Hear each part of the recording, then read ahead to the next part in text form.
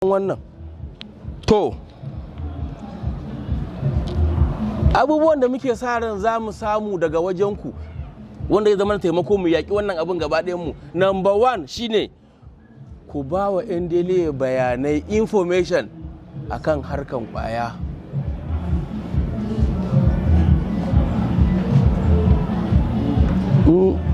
Kuna da information akan harkan ƙwaya, akwai information and drugs, muna da area commands, ko ku zo ku kawo mana headquarters, ko ku ba wa manyan ku sun da su kawo mana.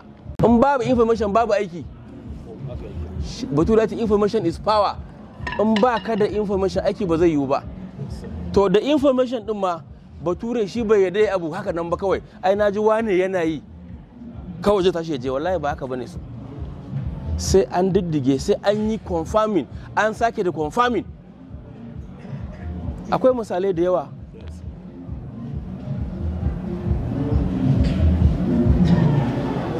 An taba ba mu wannan abin a wani course da aka yi mana lokacin da aka kashe Osama bin Laden. Information din intelligence was perfect, amma kafin shugaban kasa ya sa hannu ya yi proving lokacin Obama kenan. Su jama'a sun ce masa ai har yanzu yan ranka daɗe 50-50 ne even chance, saboda anything can happen. Information kenan yana iya canzawa at the slightest minute. So duk abin da za ka yi sai ka yi confirming, ka ƙara da confirming, banda jita-jita, banda wai naji ai wani yana kaza, a'a aikin ya wuce haka. Babu duk, yes, za mu zo ga wannan one by one. Wasu in ka je babu network ma akwai su a nan, amma muna zuwa da yan vigilante kuma muna aiki lafiya lau mu fito. Na uku, wato apart from information alone ma akwai wasu abubuwa da suke faruwa.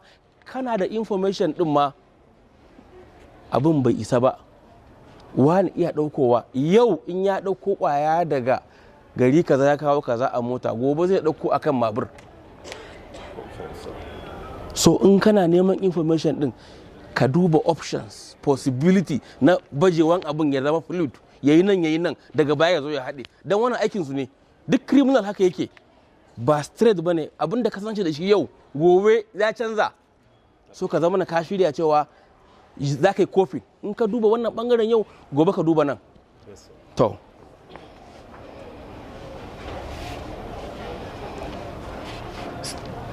idan a ayyukanku na yau da gobe kuka ci karo da mai sai da wiwi ko kwaya kuma kuka same shi, in kun kama ku kawo NDLEA a yi transferin ma NDLEA.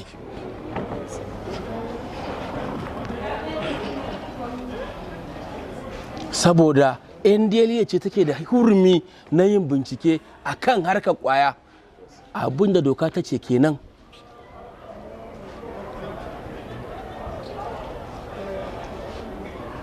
Idan kowane ma'aikaci ne, ban ware maka ba, in dai kwaya ne aka kama, babu wanda zai kai shi kotu ya samu prosecution sai NDLEA. Doka haka ta ce. Kuma ba a kaiwa case na kwaya kowane kotu sai Federal High Court. Saboda ka in ka kama mutum da ka kace magistrate court, kuskure ne. Kuma in ka kai Federal High Court, in kai ba dan drugs bane, alƙalin ce maka ko ba ka kai ba dan drugs, a je a bincika a gani. So in ka kama dan kwaya ka kaiwa wani ma'aikaci ko ka je ka kai, ya za ka yi da shi? Ba zai yiwu ba. In wani ma'aikaci zai kai mutum da wiwi, to sai dai ya makala masa ya ce kila akwai harkar sata a ciki, ko ya yi assault ko ya yi wani abu, amma pure on drug case no. Saboda ka an kun kama mutum da wiwi ko kwaya kun tabbatar wannan nashi ne, ku kawo NDLEA, we will take further actions a kai. Sannan exhibit din da aka samu a wajen mai laifi, kada ka yadda ka raba shi da exhibit dinsa kwata-kwata.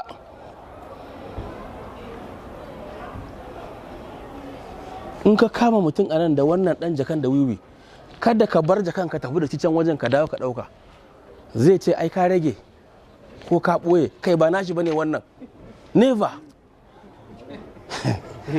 Don't separate drug suspect with exhibit.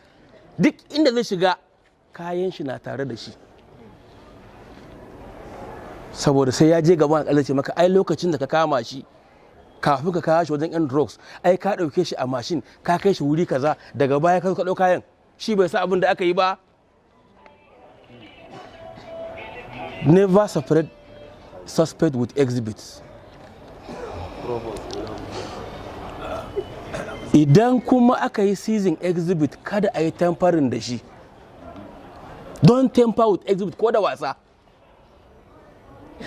Ka ga tramol kati 15 kakka ɗauki kati 2 ka sa aljihu. Don wasu ma'aikata suna haka. Laifi ne tampering with exhibit. Ka yi laifi kamar mai yin sayarwa ne. You will be charged. It's a serious offense. Don't ever tamper with the exhibits. A yi documenting a rubuta.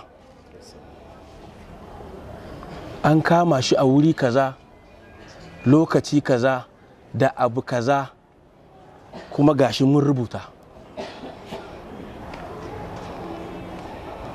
Write down his name, type of exhibit, place of arrest, time of arrest, and action taken.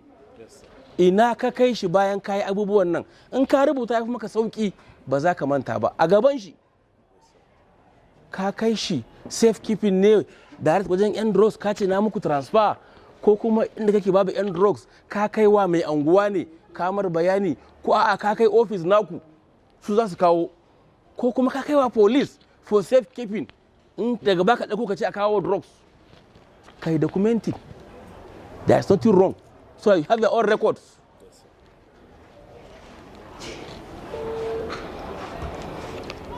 Kada a tsare wanda aka kama da laifi a office for long. In ka kama mutum da kwaya, kowane irin kwaya ne, the only time you need is to inform your superiors or the next relevant authority da ya kamata ka informing.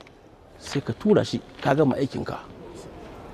Kada ka ajiye shi ka ce za ka yi investigation ko za ka yi masa wani case file. Ina za ka kai shi?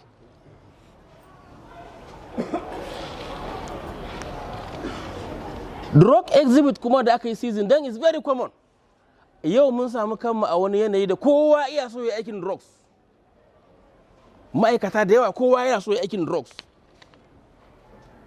Akwai hadari a ciki saboda harkar drugs yanzu je ga cikin damuwa. Mu ma da muke ciki a hankali muke yi.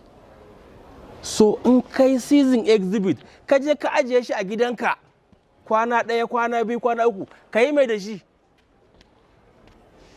Kai an waye gari wani je kai information cewa ai wane ya ajiye kaza ya ajiye exhibit kaza a gidansa. In mun zo mun kama ka zaka ce mana nawa ne me ka shi gidanka da ka kama ai sai ka kai. Mu ma ba mu da ikon ajiye kwaya a gidanmu. Ko mu in mun je operation mun dawo muna dawowa akwai exhibit officer da suspect din da exhibit din duka da komai aka samu za mu shiga da shi exhibit room ne. Kowa zai koma gefe a yi documentation. Duk abin da ga muku nan za a yi duka a rubuta saboda ka kai ma haka za ka yi. Kwayan kuma in aka ɗauka za a yi destroy ɗinta ne bayan an gama shari'a. Kuma alƙali ke ba da approval na warrant of destruction. Ba haka nan kawai ba, komai is recorded yana nan ajiye. In an gama gaba ɗaya sai a sa rana a gaici mutane gaba ɗaya ku zo za mu ƙona ƙwaya wiwi kaza, tramol kaza, kodin kaza, ton kaza, rana kaza, kowa ya zo ya gani. Haka ake yi a tara.